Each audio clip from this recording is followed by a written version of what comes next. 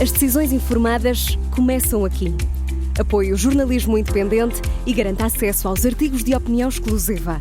A verdade não tem preço, mas as notícias que dão forma aos seus hábitos de leitura, sim. Agora, com 20€ de desconto. Assine em observador.pt. Ele, na altura, fez algo. Eu recebia e-mails de clientes a dar os pésames. E eu achei que nessa altura que ia ser substituída. E eu estava super contente. Eu dizia assim: olha, não saí nas vezes que tive a oportunidade e não quis, mas agora é um boost. Vou ter um terceiro filho. Eu queria ter um terceiro filho, mas achava difícil encaixar tudo. E achei que vai chegar o meu momento, não é? Este é o Querido Líder da Rádio Observador. Eu sou o Ricardo Conceição e comigo estão os especialistas em liderança Milton Sousa e Jorge Medeiros. É a nossa convidada Teresa Cardoso Menezes, diretora-geral da Informa D&B, empresa especializada no conhecimento e análise do tecido empresarial. A Teresa é licenciada em Relações Internacionais. Penso que isso me terá ajudado a abrir o apetite pela política internacional e pelo conhecimento do mundo. O conhecimento do mundo, e também viaja muito, o conhecimento do mundo é importante para as decisões que toma, enquanto ocupa um lugar de liderança. Ter mundo é importante? Ter mundo é muito importante. E o mundo ganha-se com a sorte, ou a menor sorte da família que se tem. Eu tenho uma família grande e também com muito mundo, se mundo é viajar, mas sobretudo com muitas histórias, com muita... É tudo isso, no fundo, não é? Uma família grande, muitos irmãos, meu pai tinha 3 irmãos, portanto é uma família muito grande, e mundo ganha-se um pouco com isso, não é só com as viagens que se fazem. Vivências, e era uma vida intensa, de relações familiares e também de muitos amigos, e a nossa casa dos meus pais era uma casa sempre de porta aberta, era onde acabava sempre por acontecer tudo em nossa casa, e portanto isso ajuda muito a ter esse mundo, e depois também toda a parte da educação e da formação, e depois também as viagens, que podem ser curtas, podem ser longas, podem ser distantes, podem ser próximas, mas as viagens também, quando acompanhadas também dos nossos pais, também nos ajudam a abrir e a ver aquilo que de repente a olho nu não se vê. Mas estava-me a falar era nesse sentido, precisamente, para mim é muito importante acompanhar dessas vivências, não é? Todas. Sou também uma leitora compulsiva, não só de livros, mas de tudo aquilo que se passa à nossa volta, sempre mais interessada por aquilo que se passa lá fora, para poder saber ler ou perceber o que se passa cá dentro, e também para perceber quando é que nós estamos à frente, estamos atrás. Acho que Portugal em muitas coisas está à frente, noutras não tanto, e é esse mundo que me interessa. Eu, quando acabei o 12º, acho que é importante também aqui dizer, fiz toda a escola no Liceu Francês, portanto, logo aí havia uma ligação a outra cultura, e os franceses são muito fechados ainda hoje no programa que têm de ensino, é tudo a história francesa, a cultura francesa, abrem pouco ao resto do mundo, mas a história de França foi muito só por si. Eles até há pouco tempo era de francês que se falava, não era inglês, não é? Oficial, era Portanto, eu acho que isso também ajudou a ganhar esse mundo, e depois convivíamos com pessoas de outras nacionalidades, que estavam havia sempre 30% a 40% dos alunos eram estrangeiros. E eu, desde muito cedo, muito cedo, queria sair de Portugal. Queria fazer qualquer coisa fora, queria sair. Eu não sei se era porque vivia numa família muito grande e era a filha do meio e estava sempre ali muito... Precisava de liberdade e silêncio. Liberdade e não tanta concorrência. E, portanto, quando escolhi o curso de Relações Internacionais, na altura não era nada aquilo que o meu pai tinha. O meu pai não achou nada bem, porque era um curso novo. Tinha acabado de abrir esse curso em Portugal, no Instituto Superior de Ciências Sociais e Políticas, e queria ir para a CE. Eu queria ir para a CE e tínhamos acabado de entrar na CE. Queria ser diplomata ou queria ir para a CE, e a escolha do curso teve a ver com isso. E depois fui para a Inglaterra viver um ano para ter um inglês fluente, já que tinha o francês fluente e o inglês fluente. E, portanto, havia este fascínio que eu tinha de ir além, ir para fora. E depois aconteceu tudo ao contrário. Eu nunca imaginei, nem nunca pensei que acabaria a gerir uma empresa ou a trabalhar numa empresa e a começar nas vendas, que foi onde eu comecei a vender. Portanto, os planos saíram todos furados? Nunca pensei muito nisso, mas depois ainda tive 3 anos a trabalhar numa consultora e tive 1 ano fora, em Espanha, e depois casei-me e depois é aquela coisa, casa, depois tem filhos, e depois fui à procura de trabalho porque tinha que acabar o curso, porque entretanto quando fui para a consultora fiz ali um intervalo nos estudos, depois vim acabar o curso e depois a vida aconteceu. E nunca mais planeei absolutamente nada, nem fiquei muito chateada propriamente de não ter seguido aquilo que achava, porque naquelas idades nós achamos que queremos uma coisa sonhos, e claro, não sabemos bem porquê. E foi assim um bocadinho esse a história da minha vida. Nós no episódio anterior falámos um pouco sobre a herança militar e o almirante Gouveia e Melo, e houve, se vocês se recordarem, por favor digam-me, que eu não me recordo o nome do autor, mas houve um militar que disse: os planos são aquela coisa maravilhosa que desaparece quando a primeira bala é disparada. E portanto esta imprevisibilidade cria toda esta riqueza. E o mais engraçado é que quando entrei, eu estou na Informa, que era a Dani Bradstreet antes, há quase 30 anos, faço este ano 30 anos de casa. E quando me candidatei-me a secretária, porque como não tinha acabado o curso e havia ali uma pressão, para o meu pai era impensável, nós só tinha 4 filhas e um filho, e ele disse sempre, que é impensável não termos o curso acabado, e eu para acabar o curso pensei, preciso de um trabalho que não me obrigue a pensar, que me liberte, trabalho das 9 às 5 ou das 8 às 5 e depois vou fazer o curso no pós-laboral. E então o que é que eu vou fazer? Secretária, não tenho que pensar. E, portanto, tudo me ocupa a cabeça, depois posso estudar. E, portanto, candidatei-me a secretária, mas depois disseram que eu não tinha qualificações para secretária. E eu achei incrível dizerem-me que eu não tinha qualificações para secretária e disseram, olha, porque é que não vai? Temos uma vaga na área comercial e fazer um... E assim foi assim que começou a minha... Foi uma forma sofisticada de identificar uma pessoa que tem mais potencial.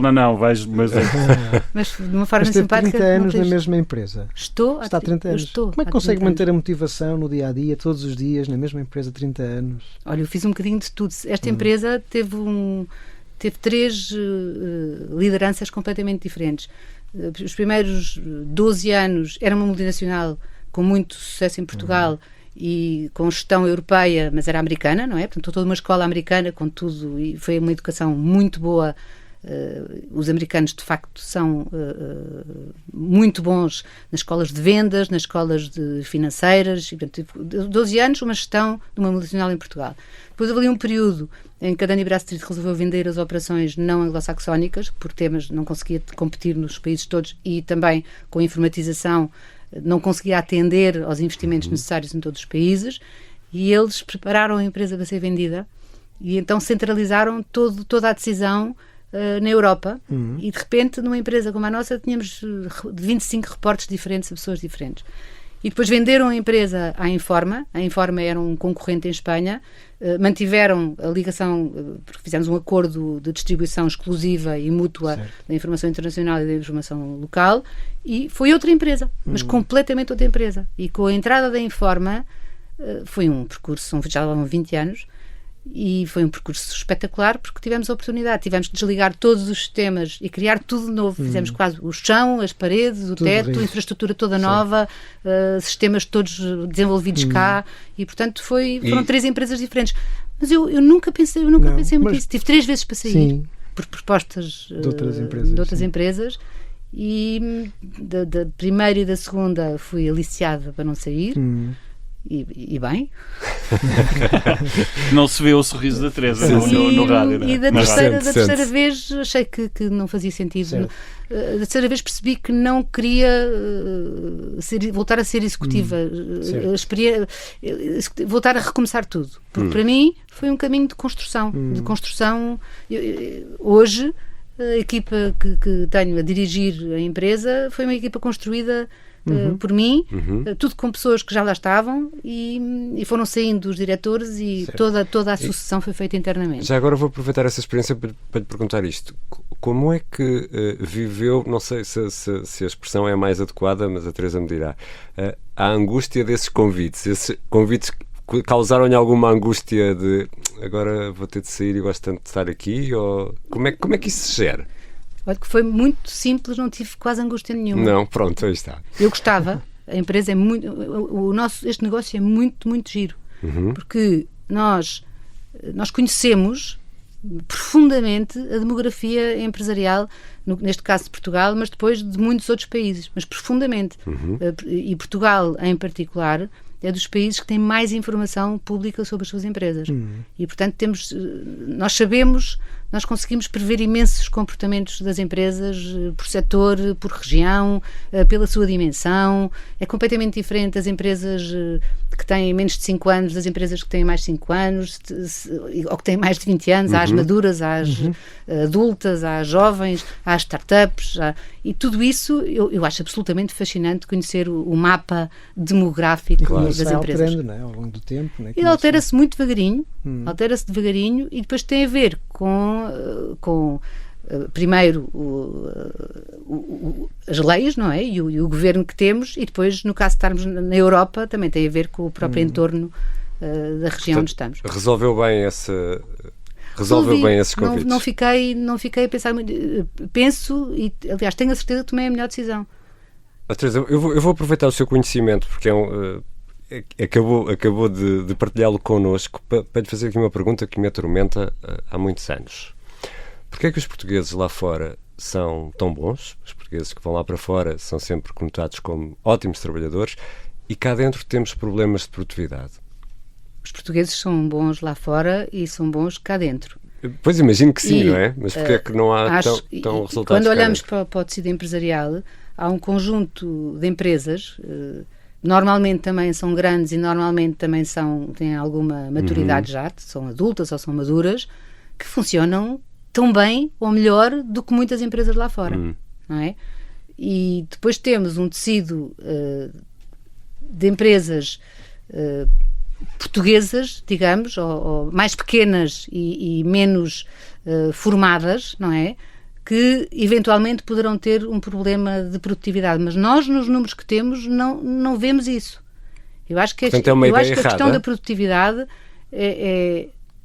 é de alguma forma real quando comparamos, mas também tem aqui algo de mito, não é? E as empresas boas existem em todos os setores, existem em todas as regiões, existem de todas as dimensões, de todas as idades. Há a boa gestão e a má gestão. Eu acho que tem essencialmente a ver com um tema de gestão. E, portanto, toda a parte da formação, toda a parte...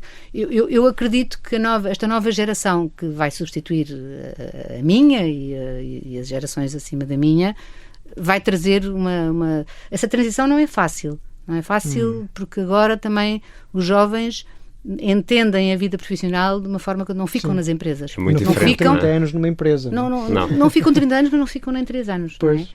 Nós temos como objetivo as pessoas que contratamos hoje, o nosso objetivo é que fiquem 3 anos. Certo. É quase Que conselho é que daria a um jovem tendo estado 30 anos na mesma empresa em termos de carreira? Eu não lhe diria para ficar 30 anos na mesma empresa. Eu não planeei ficar 30 anos na mesma empresa. Mas aconteceu. Claro. Aconteceu e tive sempre oportunidades. Eu fiz tantas coisas, dirigi várias áreas, tive vários projetos e fui sempre muito aliciada com coisas novas para fazer. E eu acho que é isso que os jovens também querem.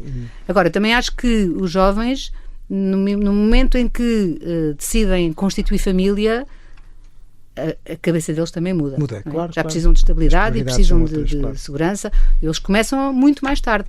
Não é? Portanto, quando olhamos para os jovens até aos 30 anos, para eles ainda estão quando nós estávamos, eu pelo menos, porque eu sou mais velha que vocês todos aqui, nos nossos 20, para eles os nossos 20 são os 30. Eu acho que as organizações não sei como é que vai ser, eu olho para os meus filhos e discuto muito com eles.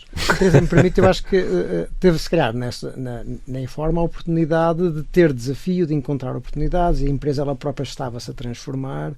Até que ponto é que as organizações, e conhecendo o tecido empresarial português, de facto convidam os jovens a participar e dão oportunidades que os desafiem, onde possam evoluir e aprender rapidamente? Eu acho que voltamos à questão das boas empresas ou das empresas que se distinguem e das que não se distinguem. E as empresas que se distinguem têm essa noção, têm a noção que, para dar oportunidades e dar sentido e propósito àquilo que cada pessoa está a fazer, é preciso a empresa também ter um olhar sobre ela própria, perceber o trabalho que é amassador, automatizar esse trabalho para libertar o tempo para as pessoas poderem fazer as coisas que as máquinas não podem fazer. E depende muito do... E isso muitas vezes esse investimento muitas vezes não é feito. E aqui a questão da gestão e da boa gestão, eu penso que tem um bocadinho a ver com isso, que é aquilo que podes pensar em como usar as pessoas como pessoas e fazer o trabalho mais humano e mais interessante, não é? E aqui pode haver várias coisas que interessam as pessoas. Podem estar num projeto de transformação, podem estar a ser desenvolvidas e formadas para trabalhar numa outra plataforma. Isto pode não ser só a inovação, sim, não é? É, no fundo, as pessoas sentirem-se parte de alguma coisa. Eu ia voltar atrás em 2 pontos. Primeiro ponto, a Teresa diz que está há 30 anos, mas a própria Teresa qualificou as 3 fases profundamente distintas, não é? E, portanto, a sua descrição da fase em que Portugal é autonomizado e, portanto, tem de ser tudo feito de raiz, incluindo os sistemas informáticos, isto dito de uma forma assim, parece que é simples, mas é profundamente complicado, Teresa, não é? Ou seja, isto é construir uma empresa de raiz. Nós tivemos, e eu vejo isso como uma oportunidade espetacular que esta equipa de gestão, que já mudou um bocadinho, mas no seu coração é a mesma, tivemos. Eu de repente tive que comprar um data center. Não é? Foi muito divertido. Era isso que ia perguntar. Foi muito divertido falar com estes fornecedores. Comprar um data center. A Teresa está com um ar divertidíssimo a dizer isso. Foi muito divertido, porque na primeira reunião, não lembro, foi um destes fornecedores grandes, ele fez a apresentação 2 e olha, vai ter que repetir tudo que eu não percebi nada. Estava com 2 pessoas da área de tecnologia comigo, olharam, ficaram cheios de vergonha. Eu disse, mas é que eu não percebi mesmo, faça-me um desenho, porque eu não vou comprar uma coisa que eu não perceba.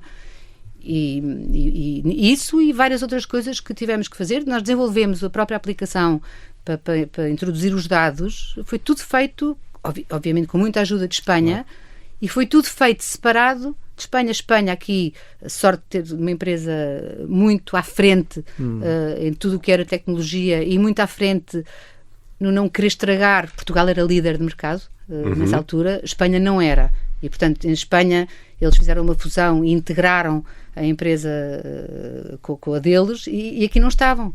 E eles olharam e disseram, nós não vamos pôr Portugal dentro do sistema de Espanha porque temos que agora absorver a empresa espanhola e temos que então deixaram-nos, ajudando-nos sempre, fazer aqui. Portanto, ou seja, todo esse capital de confiança foi sendo demonstrado e construído.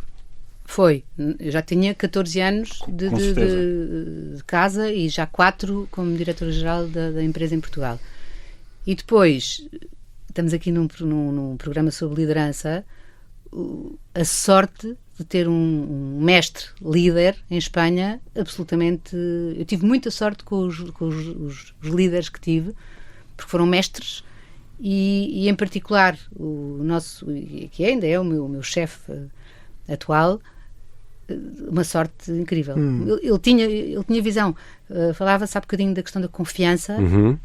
Ele olhou, viu e disse, vou confiar. Vou confiar e vou acompanhar. Eu vou monitorizar. E tivemos um voto de confiança grande. Claro. Os números eram bons, não é? Portanto, não havia razão para não continuar a ser bons nos anos seguintes. E naquela altura, as empresas espanholas que compravam empresas portuguesas substituíam logo à cabeça o líder que estava. Sim. Porque entendiam Portugal como uma província, mais uma província de Espanha, que é a dimensão que nós temos quando olhamos para as várias províncias espanholas. E, portanto, ele, na altura, fez algo... Eu recebia e-mails de clientes a dar os pésamos. E eu achei que, nessa altura, que ia ser substituída. E eu estava super contente. Eu dizia assim, olha, não saí nas vezes que tive a oportunidade e não quis, mas agora é um boost. Vou ter um 3º filho. Eu queria ter um 3º filho, mas achava difícil encaixar tudo.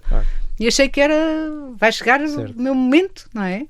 E ele decidiu não fazer isso. Eu fiquei bastante admirada.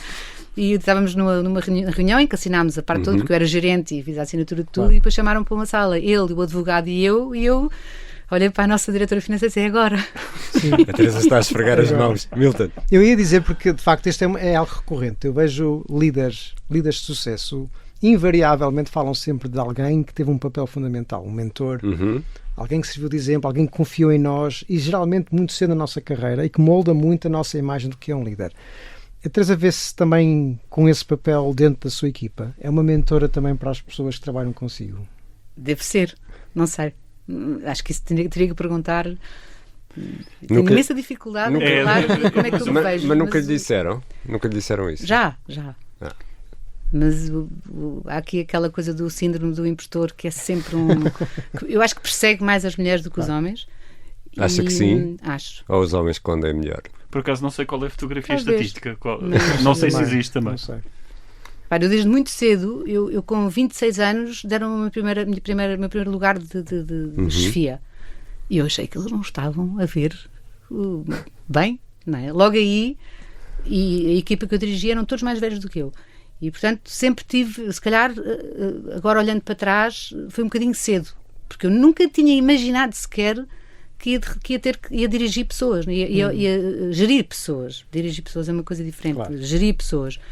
E, portanto, desde muito cedo achei sempre que, e ainda por cima não tinha formação na área de gestão. A Teresa Cardoso Menezes, mas é a deixa perfeita para lhe fazer uma das 4 perguntas fixas. Quando é que percebeu que era a líder? Quando é que caiu essa ficha? Eu acho que a ficha caiu porque eu geria equipas. Tinha equipas e fazia gestão de equipas e tinha orientações claras de cima e objetivos, empresa americana, tudo aquilo.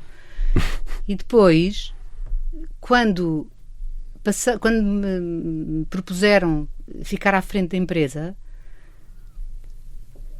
eu achei que era a pessoa que estava na empresa mais bem colocada para ter esse lugar. Nunca achei que esse lugar fosse para mim, porque achei que era ou para um homem, ou enfim, eu nunca me dediquei muito a pensar na minha carreira. Tinha muita dificuldade em responder àquela questão: onde é que quer estar daqui a 5 anos? Exato. Não sei onde é que quer estar amanhã, porque isto tem um bocadinho a ver com os filhos e com a casa, Claro, e com tudo. há muitos imprevistos, Eu claro, penso é como é que chega ao fim de semana e etc. E quando eu me apercebi que já não era só uma questão de gerir pessoas, mas era uma questão de gerir pessoas que geriam pessoas, isso é completamente diferente. É outro campeonato. É outro campeonato, porque enquanto eu estou a gerir as pessoas diretamente, eu consigo influenciar de alguma forma a maneira como eles fazem as coisas, não é? Quando estou a gerir pessoas que estão a gerir outras pessoas, há um momento, já há uma orquestração que é entre todas as áreas, e depois tem que convencê-las, tem que lhes vender. Aliás, porque eu sempre tive um problema com os chefes, que é, se me pediam para fazer uma coisa que eu não percebia ou que eu não estava de acordo, era muito difícil. Muito difícil eu fazer. E discutia. E, portanto, pensei, as pessoas que estão a trabalhar comigo na minha equipa, eu tenho que convencê-las, tenho que inspirá-las, tenho que lhes explicar o que é que eu estou a ver mais à frente. Gosto muito de mapas, desenhos, e estava sempre... E dizia-lhes sempre que, mas vocês têm que, sabendo o que é preciso fazer, o que temos, onde é que temos que chegar, têm que ser vocês a fazer à vossa maneira. Certo. Até porque muitas delas já tinham lugares de chefia, portanto não é agora impor muitas regras, não. Há aqui um conjunto de regras que são as da empresa, e como? E às vezes caía na tentação de lhes dizer: olha, se eu estivesse no teu lugar, eu faria assim. Portanto, tinha aqui uma coisa que estava a ouvir. E elas riam-se. Disse aí uma coisa que para mim é muito importante, e isto é algo que eu tenho observado imenso, muitas pessoas a queixarem-se de que estão assoberbadas, têm muito trabalho, e uma das dificuldades que elas têm é saber dizer que não, perante a sua própria gestão. E disse uma coisa que para mim foi deliciosa, que até há muitos estudos que mostram de facto, quando nós sabemos dizer que não, e é um não informado, é um não qualificado de pensamento, na verdade, em vez de nós estarmos a criar uma certa imagem de que não estamos comprometidos, é exatamente o oposto. Nós criamos uma imagem de alguém que pensa connosco, que pensa de forma estratégica. E isto é algo que eu vejo muitas pessoas a sofrerem no seu dia-a-dia na organização, porque não têm a coragem de dizer que não e de falar de forma aberta com as suas chefias sobre aquilo que concordam, discordam e pensar com a gestão. Não é? Essa é uma lição, a meu ver, muito importante. Eu acho que isso não se passa comigo. Eu tenho uma boa, diria uma ótima relação com a minha equipa de direção e digo-lhes sempre que têm que, eles já sabem, já nem preciso dizer, não é? São muitos anos a trabalharmos juntos, que têm que pensar com a cabeça e pela cabeça deles, não é? E combinamos, eu sou exigente, sou hiper exigente comigo e com as pessoas que comigo trabalham, mas tem que haver sempre um ok da parte deles, sim, eu consigo, ou eu não consigo, ou preciso de pôr isto de lado. Tem que haver, eles têm que estar têm que comprar completamente aquilo que vão fazer. E aquilo que me dá mais gozo é quando um projeto, aqueles projetos, aquelas transformações e alterações que é preciso mesmo fazer e que eu tenho uma dificuldade enorme em convencer um determinado diretor ou uma determinada diretora, e pouco tempo depois a ideia é como se tivesse sido deles. É quase, eu às vezes tenho que dizer assim, olha lá, isso...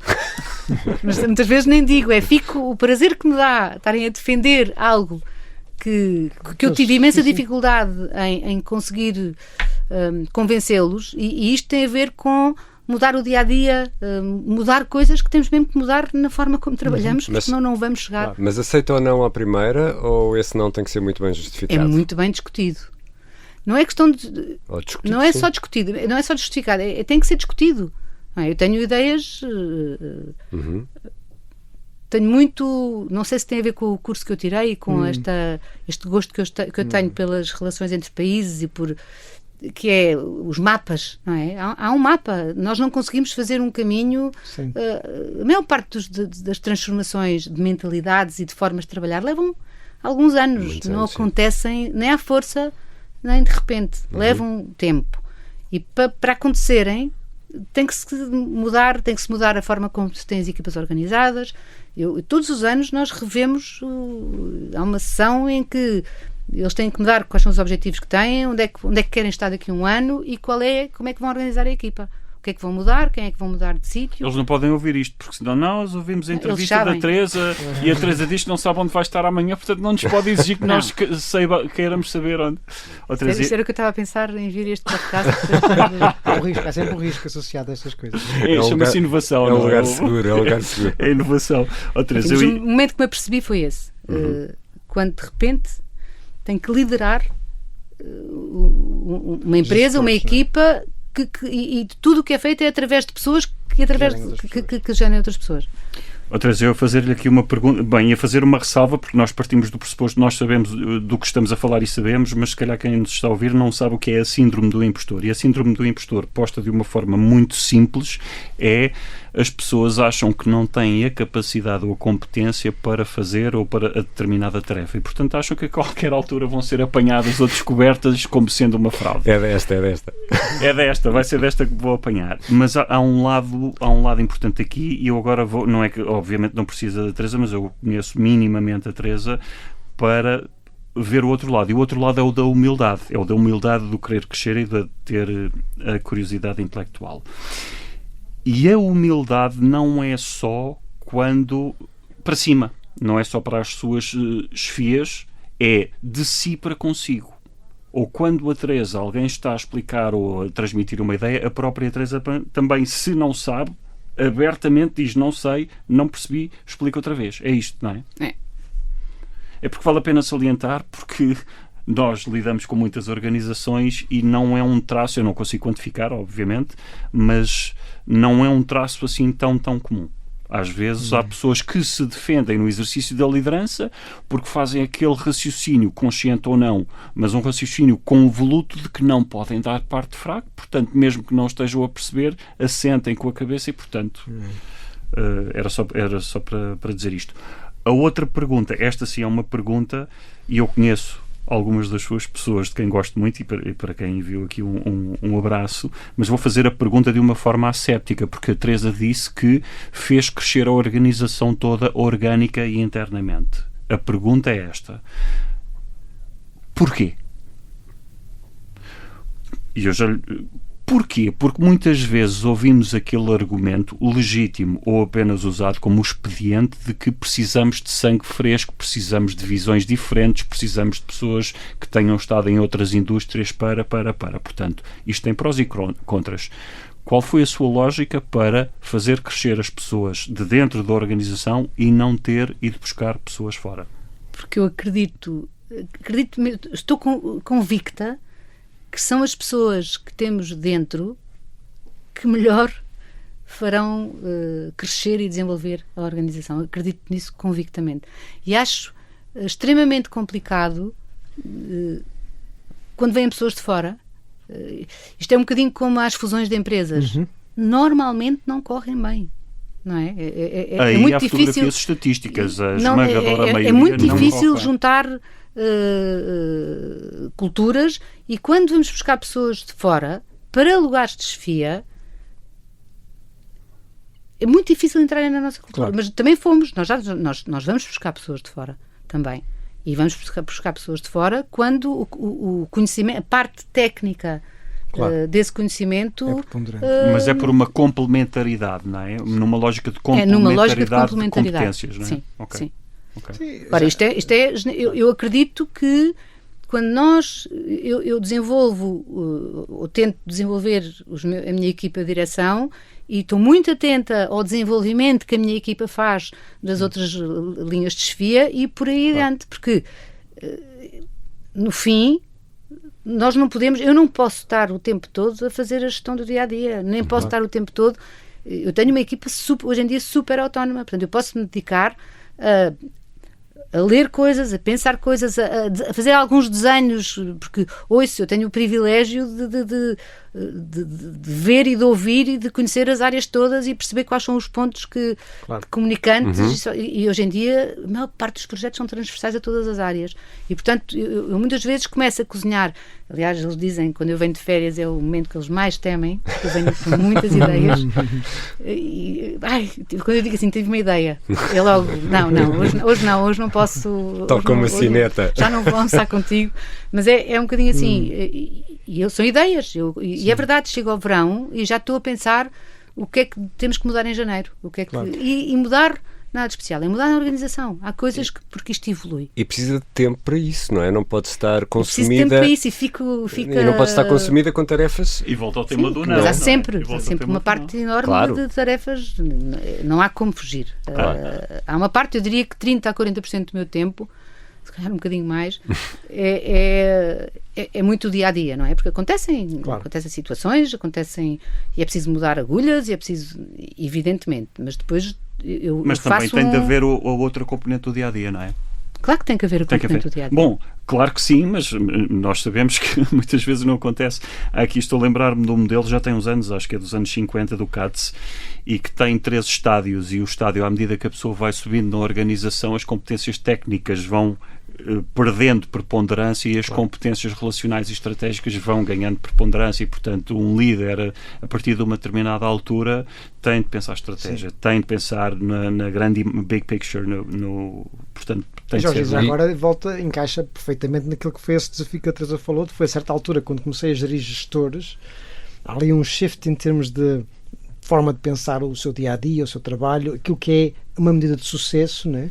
E essa transição é fundamental, e eu ter essa percepção. E há muitos líderes que falham, precisamente porque não se apercebem que o registro e a forma como vão despender o seu tempo, aquilo que são as suas prioridades, a forma como medem o seu sucesso, tem que mudar também com essa transição. O Marshall Goldsmith tem uma frase muito, acabou por ficar famosa, que é "What got you here won't get you there", isto dito em português de verão, não é?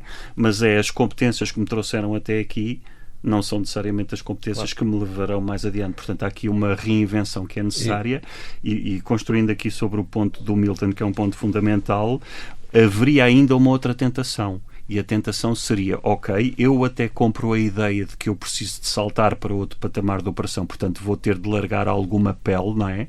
Mas, consciente ou inconscientemente, a pessoa estar à procura de clones de si próprios. Mas a equipa da Teresa tem pessoas muito diversas, muito diferentes entre si, até na maneira de estar, não é? E na maneira de sentir e na maneira de pensar. Tem, é diversa. Ou seja, não fez clonagem. É o meu ponto. Não tem nada que ser... Mas tem que pensar... Sim, mas quem nos ouve não sabe, não é? Há uma coisa que eu às vezes, quando estou a tentar convencê-los de que temos que fazer uma transformação qualquer, e E depois eles começam a fazer perguntas, mas porquê e como? Ou então até numa coisa mais concreta, e meu pai dizia sempre uma coisa que era, quando nos pedia alguma coisa, e nós, mas pai, mas o quê? Como? E ele dizia assim, façam exatamente como eu estou a pensar. Eu volta e meia também digo isso. Muito bom. Quando não estou a conseguir... mas como é que quer? Mas das coisas mais... exatamente como eu estou a pensar. E é um bocadinho verdade. Mas na gestão do dia-a-dia, o mais importante também é estar disponível para esta minha equipa. Tenho muitas batidas à porta... E depois vamos tomar um café, quero falar contigo, não sei o que, achas isto, estou a pensar, e são coisas também que lhes surgem e saber o que é que se ela pensa que faz sentido, não faz sentido. Ou eventualmente um pouco testar as águas também, não é? Não, mas vem a bater bolas. Sim. Porque bater bolas, eu às vezes, com o meu chefe está em Espanha, e há dias que quando lhe ligo dizer assim, olha, eu preciso mesmo que falar com alguém sobre este assunto, não é? E lá, está bem. Mas é isso, eu tenho que estar disponível para as pessoas para baterem bolas sobre coisas que estão a pensar, estão a preparar um relatório para uma apresentação e de repente, não sei se vou por este caminho e por aquele. E às vezes vêm-me perguntar, como é que tu queres que eu ponha isto? Eu estava a pensar por assim, achas que... E explicam, porque também é um bocadinho esta coisa de perceber porque é que... E muitas vezes dizer assim, isso é uma ótima ideia. E acho que às vezes digo, olha, eu nunca não escrevia tão bem como tu, nem tinha feito a prensa, e eles ficam com ar. Claro, ficam orgulhosos. Teresa, também, não é? qual foi o pior momento da carreira? O pior momento da carreira foi quando a empresa foi vendida à Espanha, à Informa. Quando lhe mandaram as condolências? Sim. Não foi o pior porque a Dun & Bradstreet contratou estes consultores estratégicos, isto já foi há 20 anos, portanto, penso que era a McKinsey na altura, mas contratou nos Estados Unidos para fazer um projeto de Financial Flexibility, como eles chamavam, que significava vamos reduzir 30 a 40 pessoas. Temos de ter uma sessão só sobre eufemismos. Foi um momento, e eles cortaram em todos os países quase 30% das pessoas. Fizeram-no, é verdade, disponibilizaram fundos e pagavam principescamente, mas foi horrível esse período. Foi mesmo um período muito difícil a preparação, o emagrecimento da empresa para ser vendida. E esse foi um momento... E o que é que aprendeu foram 2 dessa ou 3 fase? anos. E depois de cima vinha um discurso, you have to be aligned, não é? E depois fizeram uma coisa, na altura eu era gerente da empresa e era country manager, mas a minha função como country manager era ser revenue assurance, que é se vires alguma coisa ou se estivermos a tirar alguma perna ou alguma, tens só que avisar. Claro. E foi eu nunca compreendi, eu compreendo, mas os processos de reestruturação muitas vezes são feitos de uma maneira... São muito cegos. São completamente cegos. E qual é que foi a sua maior lição? Aqui podes ter nesta área 2,5 pessoas. E eu perguntava sempre, mas o que é que queres que eu corte? As pernas, a cabeça? A quem é que queres que eu corte? You're being sarcastic. Sarcastic é... Eu achei que naquela altura... Depois na altura tive um chefe inglês e ele ligou-me e disse-me, explicou-me que se eu tinha que ser parte da solução e não parte do problema, e que algumas coisas não podia contrariar tudo. Have to be aligned. Não, ele disse-me, olha, há coisas que tens que pensar, que tens que go with the flow, e há outras, aquelas que forem mesmo graves, materiais e ofensivas, e que vão contra essas aí, eu já era por tudo e por nada. Escolher as batalhas, não é? Escolher as batalhas. Esse também foi um bom... Foi pouco tempo, e era um homem muito experiente, já estava perto da idade da reforma. E eles depois ligavam, porque eu era muito... É muito fácil ler tudo o que eu estou a pensar assim, que um neon passa. É muito transparente. Está muito melhor. Trabalhou essa parte? Trabalhei essa parte. Porque vê-se muito na expressão e na forma... E tive muitos dissabores por causa disso também. E o que é que aprendeu, perguntava o Milton, com isso tudo? Qual é que é a principal lição que retirou desse período mais negro? Acho que foi mais... não tirei muitas lições. Tenho a certeza que não seria capaz de fazer um projeto de reestruturação de uma empresa. Isso, fiquei com essa certeza. Portanto, também acho que eu sou capaz de fazer um bom trabalho em determinadas circunstâncias, não em todas as circunstâncias, e nunca faria um processo com um objetivo destes. Ali havia um objetivo claro, era mesmo...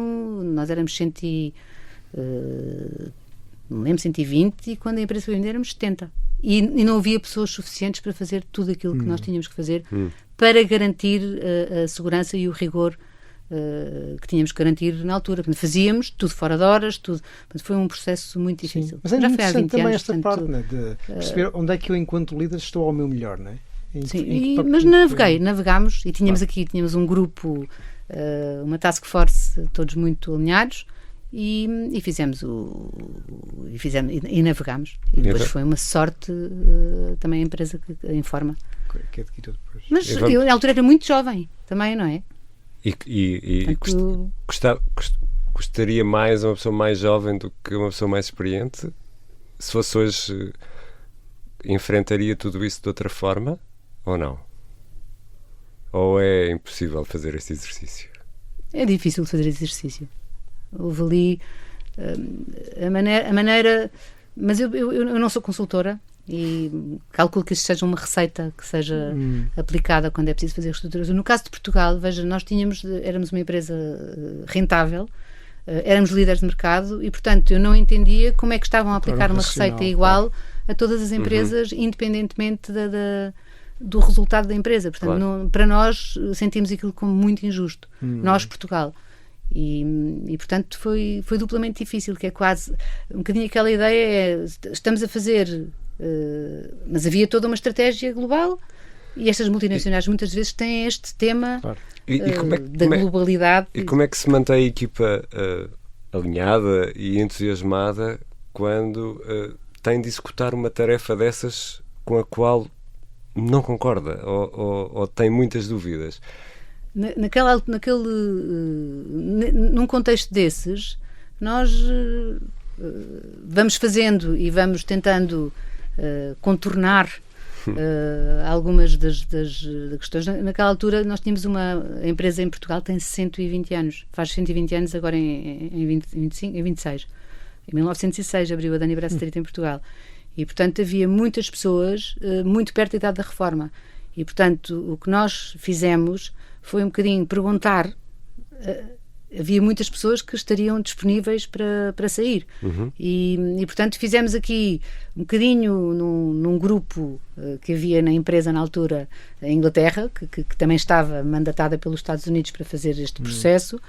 Houve aqui um grupo houve aqui um entendimento em que fizemos, correu tudo muito bem, a ver? Mas tivemos aqui um bocadinho atenção em juntar os interesses de algumas de alguns colaboradores sim. E portanto as coisas correram relativamente bem. Teresa, e se calhar foi porque nós tínhamos uma equipa, estávamos muito alinhados nós aqui e foi um bocadinho, nós temos que estar todos muito bem alinhados, muito bem coordenados e vamos fazer isto o menos dolorosamente possível. Mas era muito doloroso para nós que recebíamos as instruções para fazer. E portanto, depois fazíamos brainstorming autêntico, como é que vamos cumprir este objetivo. E depois... E se não tivessem podido recorrer a esse formato em que convidam as pessoas mais próximas da reforma? Vamos supor que havia uma cota e que essas pessoas não conseguiriam satisfazer, isso não é? São tudo suposições. Eu sei, mas claro que sim, mas no exercício, enfim, é uma pergunta retórica, não é? Mas no exercício da liderança ajuda-nos a pensar em outras alternativas mesmo que não tenhamos a resposta, porque nos põe noutra perspectiva. Porque, por exemplo, onde é que eu ia com a minha pergunta? Se a Teresa me dissesse, ou nos dissesse que não, eu aí se tivesse mesmo de despedir pessoas que eu acho que não deveriam ser despedidas, o que é que eu faria? Não sabemos, porque não viveu esse cenário, mas vamos supor que a Teresa ou qualquer pessoa que nos está a ouvir, por princípio decidiria, eu saio também. Não seria necessariamente a melhor opção. Porque ficariam outras perguntas no ar, como, por exemplo, a empresa não ficaria mais bem servida se eu continuasse? e saindo eu e vindo outra que aceita esta situação, as pessoas que ficam não ficarão mais mal servidas. Isto são tudo suposições, não há resposta para nada. Mas do ponto de vista de liderança ajuda-nos a pensar. E às vezes, pensando nisto, se calhar eu devo ficar porque tenho aqui um capital psicológico e as pessoas confiam em mim, e ao sair, por princípio, corro o risco de minar isto tudo porque não sei quem vem. É só uma pergunta retórica. Sim. Ou seja, mesmo que tivesse decidido sair, não seria necessariamente a melhor opção. Sim, mas pensei várias vezes. Pensou várias vezes a sair? Pensei várias vezes, aquilo quando a pessoa se deita à noite e pensa, não vou continuar, mas depois havia ali também algum sentido de alguma obrigação. Missão, de responsabilidade. Isto fica muito complicado. E depois, repare, nós também não sabíamos, nós que estávamos neste grupo, se ia chegar à nossa vez, não é? Porque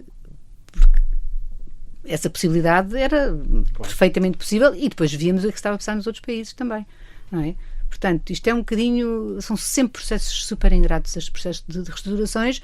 No caso de Portugal, e na altura não tinha acesso aos números de todos os países, era muito injusto. A forma, sobretudo, sim, pode-se equacionar, pode-se olhar, e sim, é bom revisitar e otimizar, mas sobretudo a razão. Mas por isso é que eu lhe digo, eu acho que eu não seria a pessoa aqui uma para nota fazer só uma muito reestruturação. rápida daquilo que é algo que sabemos bem, que é esta questão da justiça organizacional, e o sentimento de justiça é algo que nós valorizamos imenso, e quando nós nos sentimos injustiçados, isto tem um peso enorme na nossa motivação ou na falta dela, e portanto este sentimento de injustiça é muito compreensível, e de facto todos os processos de transformação e de mudança desde logo têm que tentar o mais possível envolver as pessoas para que elas possam sentir que foram justamente envolvidas no processo. E não há nada pior numa organização do que o sentimento de injustiça. Mina o clima organizacional de forma brutal. Então, Isso ficará, e entrariam outras lideranças, a liderança ética, por exemplo, estou a lembrar-me aqui, mas isso levanta aqui outras lebres, não é? O tema da meritocracia, até que ponto é que de facto podemos falar, mas se calhar deixamos isso para outras núpcias. é melhor que ainda temos aqui mais uma ou duas perguntas para a Teresa, e vamos virar isto tudo ao contrário. Quando é que foi o melhor momento, Teresa? Os melhores momentos. Agora, nos piores momentos, eu queria ter dado outro exemplo, bastante mais leve.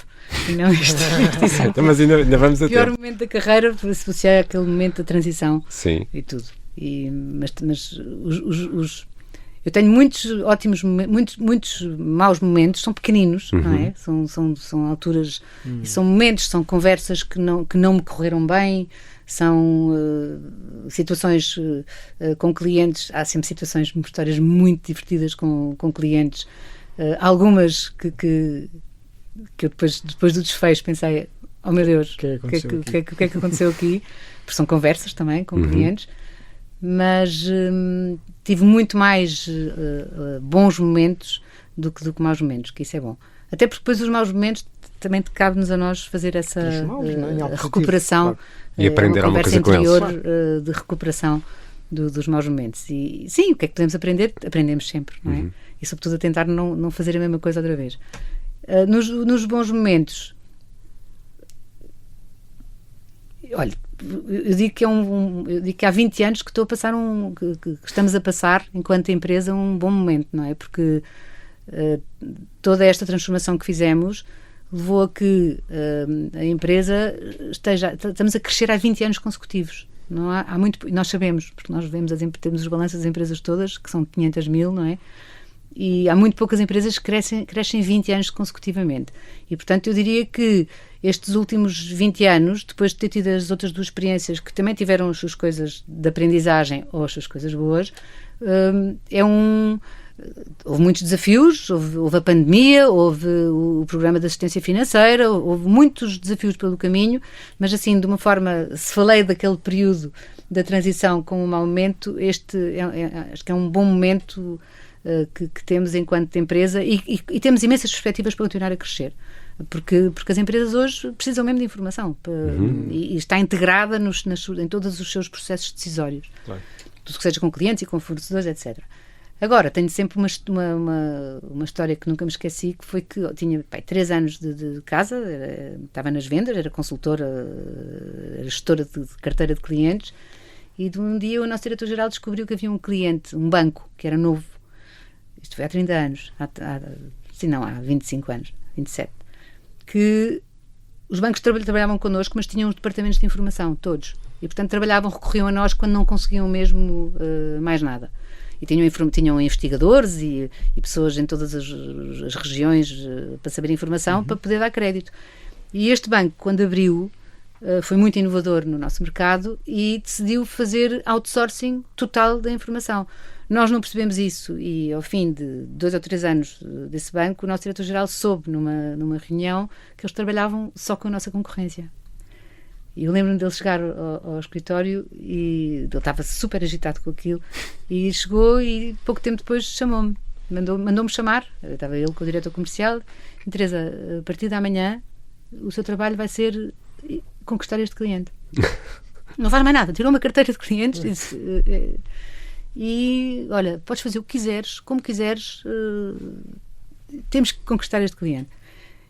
E eu fiquei a pensar o que é que eu vou fazer agora e então montei um plano e durante um ano andava pelas sucursais do banco a fazer formação, a explicar a bondade da nossa informação, a qualidade, a informação internacional. Tínhamos um sistema fantástico que era um autofax, em que eles faziam o pedido e um segundo depois aquilo saía no fax. Eu ficava fascinada e eles também. Assim, tudo aquilo foi depois fizemos uma... O fax é uma... o quê? Foi um caso. E eu andava literalmente, só tinha aquele cliente. Claro. E um ano depois, fechou-se com esse cliente o maior contrato da companhia na altura. Então conseguiu mesmo convencê-los? Conseguiu. Depois foi muito divertido também. mas é que é verdade. Há uma altura que começamos a pensar numa forma de... E nós tínhamos uma cota de mercado maior do que o nosso concorrente. O nosso concorrente fez aquilo conseguiu fazê-lo de uma forma mais inteligente do que a nossa, não foi? Uhum.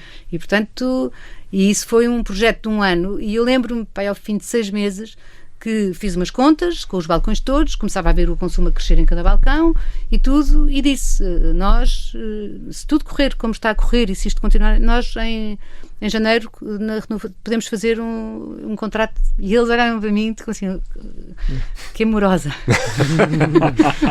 Teresa, já percebemos que se diverte muito a trabalhar. Isso é um caso há muito tempo, mas foi assim o caso. E isso passa.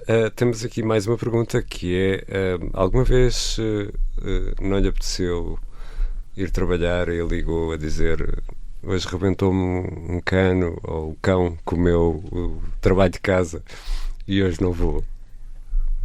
Se o fiz, não o fiz, porque é verdade que mais depressa se apanha um mentiroso do que um cego, não é? Mas há várias vezes, eu acho que nos acontece a todos, que é acordar de manhã e dizer assim, hoje não apetece nada. Mas a verdade é que 2 segundos depois a pessoa está a tomar um dusto e isto desaparece essa ideia. Mas nunca o fiz, mas tenho também uma história do princípio da minha carreira na Dun & Bradstreet, que eu chegava sempre atrasada, sempre, todas as manhãs, 10 minutinhos, 15 minutinhos, eu chegava sempre atrasada. E o nosso diretor-geral da altura era muito rigoroso com os horários e ficava muito, muito zangado com isso. E um dia chamou-me a atenção e disse, não sei o quê, não faz sentido, tem que se disciplinar, mas muito positivamente. E ele tinha toda a razão, não é? E eu passei a chegar a horas. Mas claro que de vez em quando lá me atrasava. E então ele dizia sempre que ele via tudo, ele tinha sempre a porta aberta do gabinete. E eu dizia sempre assim um adeus, quando chegava a e ele às vezes vinha cá fora, não sei se eu tive um furo. E depois passou a ser, cada vez que eu chegava atrasada, Carlos, tive um furo. Eu sempre tinha tido um furo. Mas não. Muito, muito obrigado por ter estado connosco no Querido Líder, a Teresa Cardoso Menezes, diretora-geral da Informa D&B, uma empresa especializada no conhecimento e análise do tecido empresarial.